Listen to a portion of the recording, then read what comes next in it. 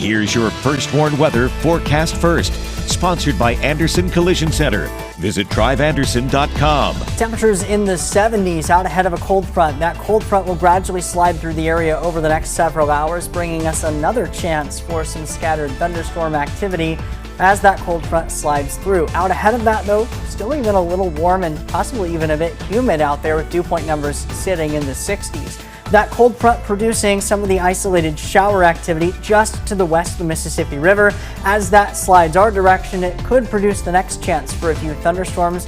Those would likely pass through the state line as we head over the next several hours, but will exit the region after we get beyond 8 or 9 o'clock tonight. Temperature beyond that will drop back down into the 40s for overnight lows and will only rebound near 60 for tomorrow. I'll let you know of our next chances for rain that could be on the way for Easter weekend, as well as our temperature trends for next week, coming up in your most trusted forecast a little later.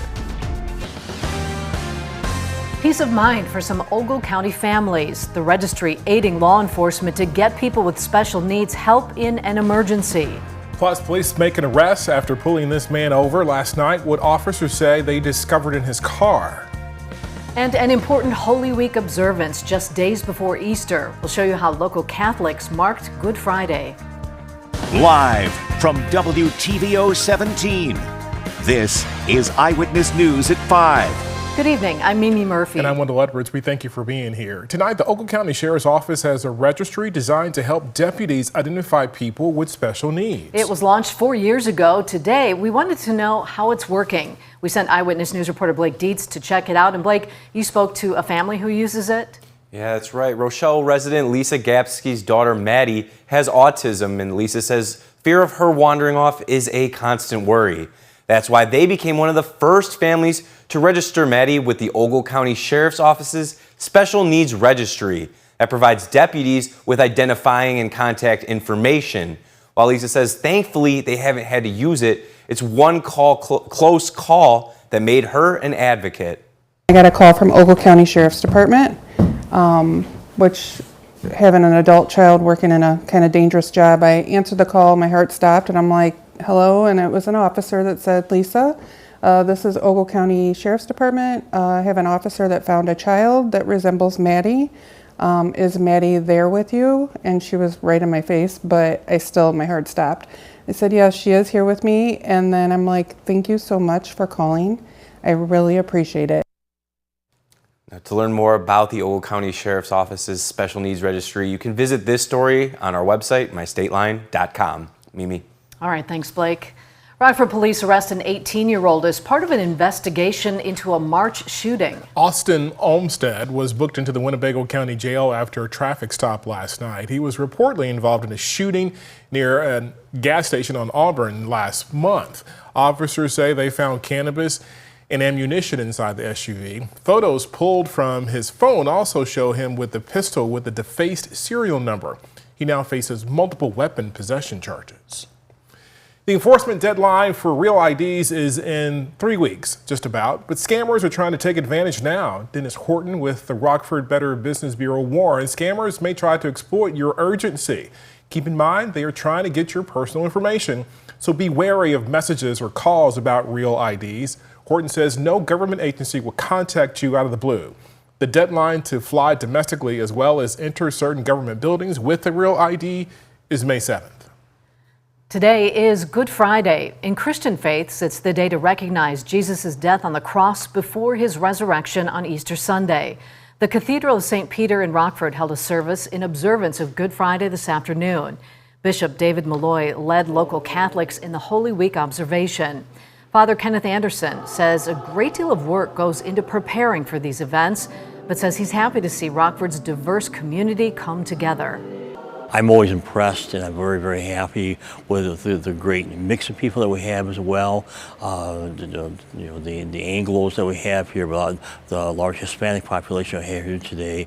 Some of the Asian people that we had as well here too. Just very wonderful to have this mix of culture. St. Peter's will hold 3 Easter Sunday Masses this Sunday. For their own Good Friday worship, Rockford Urban Ministries led an interfaith prayer walk across the city. The Good Friday Walk for Justice began outside Emmanuel Episcopal Church on North Church Street this morning. People across several different faiths made 14 stops throughout downtown, each representing a station of the cross.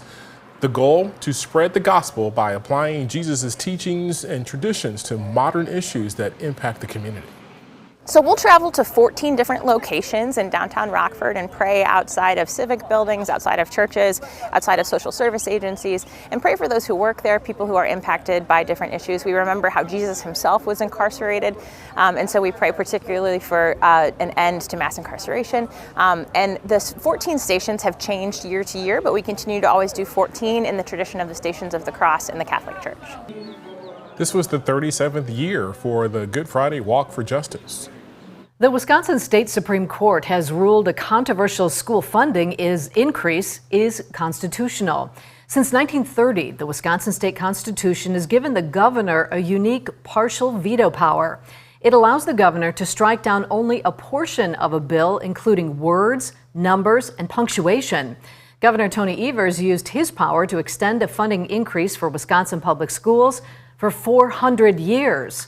In a 4-3 ruling, the Wisconsin Supreme Court ruled that the increase is, quote, attention-grabbing but constitutional. A bill working its way through Springfield could prevent students who are truant from being ticketed by police. The Illinois Senate has already approved the measure. If signed into law, the Illinois School Code could be amended. It would prevent schools from referring a truant student to law enforcement. Supporters say teachers and principals should handle discipline. In 2024, Rockford Public Schools reported a 46% chronic absenteeism rate. Prior to the COVID-19 pandemic, RPS recorded a high of just over 35% in 2019. Ogle County 4-H is calling on the community to help fight food insecurity in the area. It's part of the National Day of Service for 4-H members. So members are teaming up with the Ogle County Health Department with the goal to fill the mini food center on Conover Square in Oregon. And you can help with food donations. They will be accepted until May 1st. Bread, pasta, canned goods, potatoes, juices, and granola are just some of the foods 4-H is asking for. You can drop off your donations at the Ogle County Extension Office on West Pines Road in Oregon. The search for a motive continues after yesterday's deadly shooting at Florida State University. Coming up, the update on the tragic incident, which left 2 people dead and 6 more injured. And coming up at 6, Democrats in charge at the State House try to hash out a budget plan that doesn't include new taxes. What a top House leader is saying.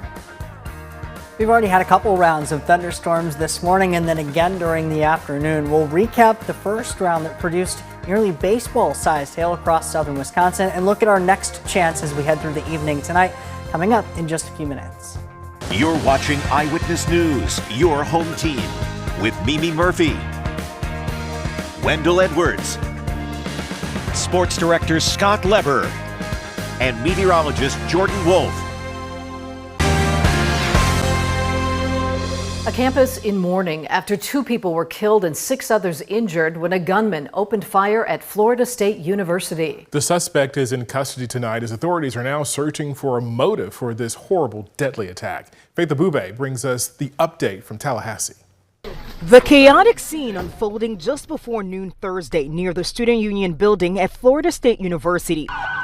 Students and professors barricading themselves inside classrooms as a gunman opened fire. Investigators also analyzing new video, which appears to show a man stopping, turning toward people, then followed by the sound of gunshots. I spoke with grad student Madison Askins, who says she played dead after being shot.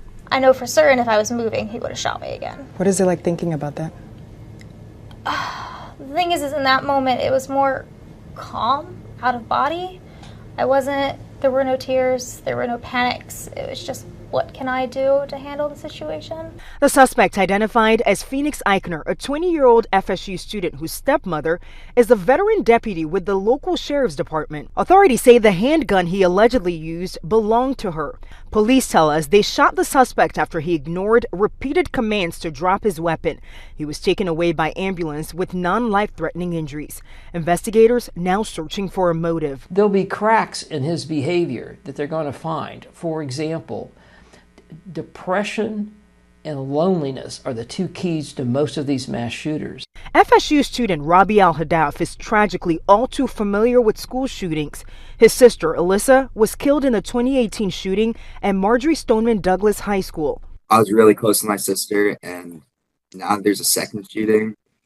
It's like you go to school to learn, but you could end up being killed just going to learn. And you can see students here behind me at the makeshift memorial dropping off flowers, honoring the victims and paying their respect. The university has canceled all classes and activities through the weekend, and Governor Ron DeSantis has ordered flags across the state to be flown at half-staff through Monday. Faith Abube, ABC News, Tallahassee, Florida. We got a little bit of a break after a stormy start to our Friday, but more rain is moving through. When we come back, Jordan Wolf lets us know what to expect as we move into Easter weekend.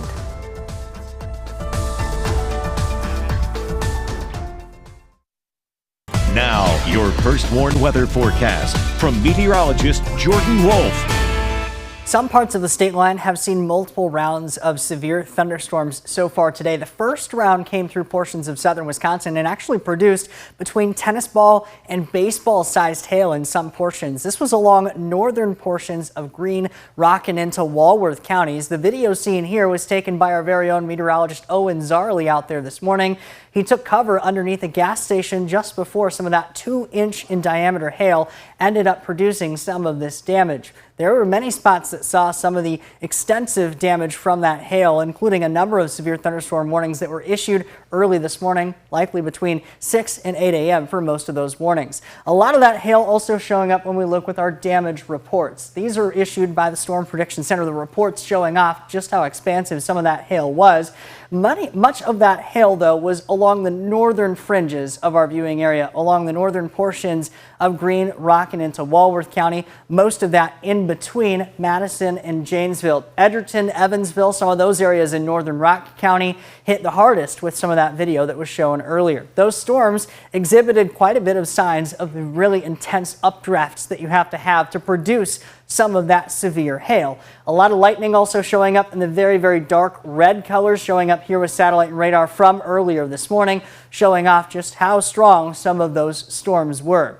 When hail forms, you have to have a very strong updraft to keep some of those hail stones suspended in the air. Given how heavy some of those ice stones can be, you have to have very strong updrafts to keep them lofted and allow them to pick up multiple layers of water, which then refreeze, growing that hail stone.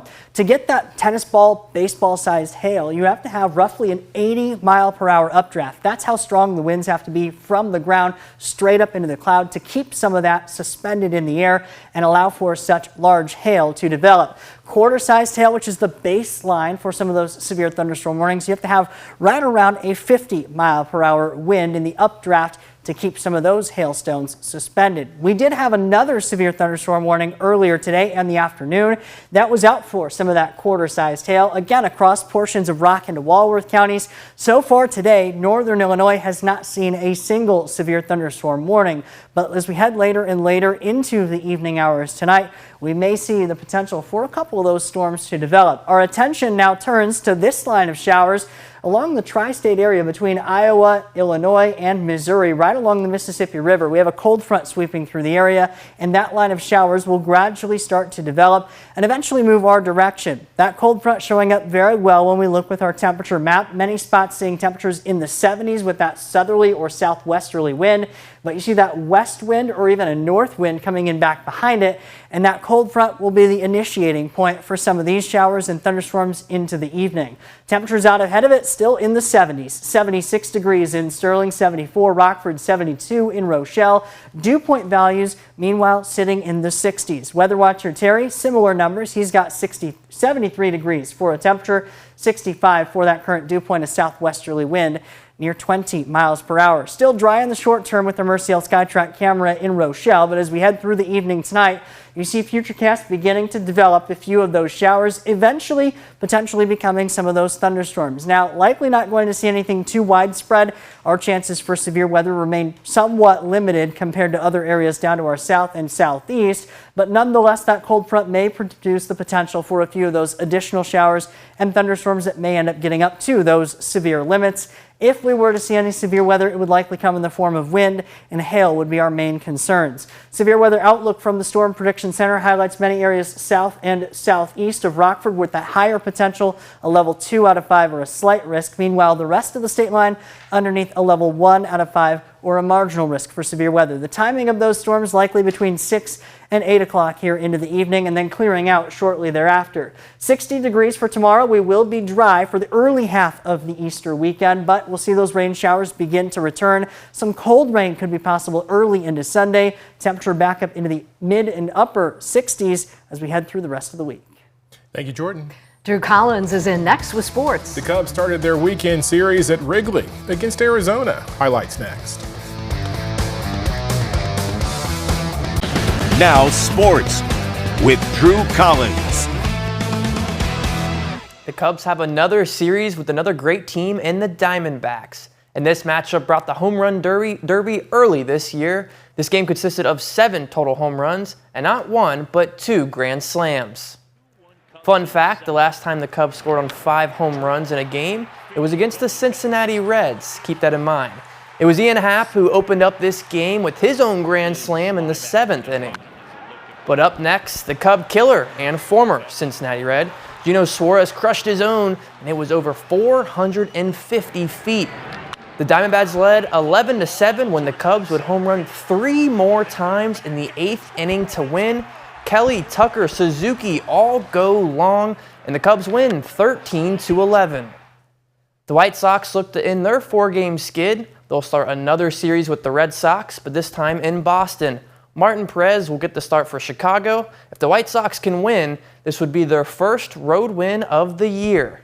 This one starts at 6:10. The first of a 3-game series for the Brew Crew begins tonight. They will host the City List Athletics. Freddie Peralta will be on the mound for Game 1. First pitch is at 7:10. The Ice Hogs only have 2 games left before the postseason, and one of them is tonight. The Ice Hogs are locked in at the 5th seed in the Central, but depending on how their Central opponents place in their final games, that could be the deciding factor on who they might see in the first round. As of now, they are projected to face the Wolves, but they have a chance to face the Griffins if the Wolves overtake them in the division with 2 games remaining. Speaking of the Griffins, that is who the Hogs will face tonight. It's the Ice Hogs' regular season home finale. Puck drop is set for 7. That's sports. We'll be right back. Portions of the state line have already seen a couple rounds of thunderstorms so far today. Our next round may be developing near the Mississippi River out to our west. We're dry here in the short term. First warning interactive radar out ahead of that cold front. The front will slide through the area as we head through 6, 7 o'clock tonight. That could produce the potential for a few of those storms along and just to the east of I-39. Back after that, temperatures will drop down into the 40s overnight tonight. We are dry for Saturday, not so much for Sunday. Thank you, Jordan. And thanks for joining us. We'll see you at 6.